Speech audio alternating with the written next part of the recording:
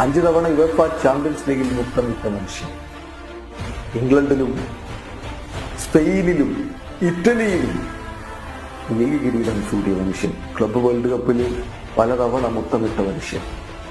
Euro cup കിരീടം ചൂടിയവൻ. UEFA Nations ലീഗിൽ മുത്തമിട്ടവൻ.